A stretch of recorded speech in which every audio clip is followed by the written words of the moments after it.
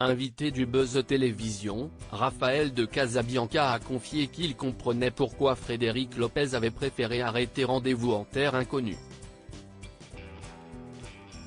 En effet, il se sent lui-même de plus en plus impacté par les contraintes du programme. France 3 proposera, demain, vendredi 17 novembre, un nouvel épisode de l'émission Nos Terres Inconnues.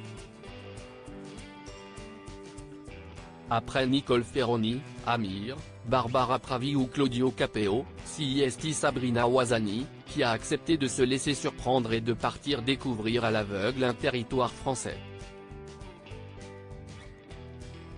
Mais la comédienne ne s'attendait certainement pas à s'envoler à 7000 km de Paris pour atterrir en Guyane, comme l'a révélé Raphaël de Casabianca, invité du Buzz Télévision.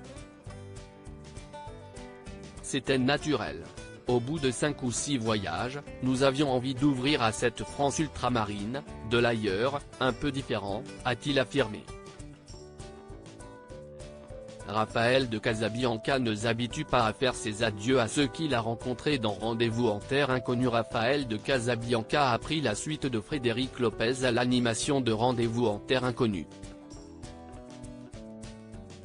Ce dernier n'avait pas caché qu'il avait de plus en plus de difficultés à quitter les populations qu'il avait rencontrées lors de ses voyages avec les personnalités. Son successeur fait désormais face aux mêmes problématiques. On ne s'y habitue pas. Plus ça va et plus je comprends Frédéric et plus c'est compliqué, a-t-il admis. S'il ne prévoit pas de suivre l'exemple de l'animateur d'un dimanche à la campagne dans l'immédiat, il a reconnu que l'impact physique et moral de l'émission était de plus en plus fort. Physiquement, parce qu'on se retrouve au Népal à 5000 mètres d'altitude, en pirogue avec le mal de mer. Ce sont des voyages qui sont extrêmement intenses, forts, physiques dans des conditions compliquées. Et en plus, on s'attache à des personnes, a-t-il détaillé. Au début, je disais à Fred, on va les retrouver, on va faire des retours en terre inconnue. En fait, je sais que je vais les revoir. Plus ça avance, plus je sais que je ne vais pas les revoir.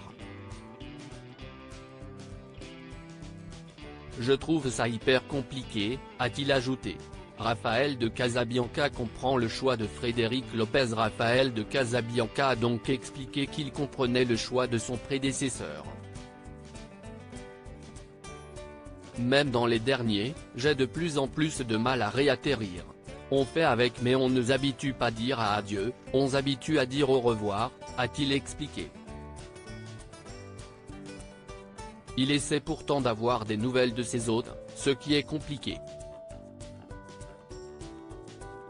Là quand je vois qu'en Éthiopie, c'est encore la guerre, je m'inquiète, je ne sais pas.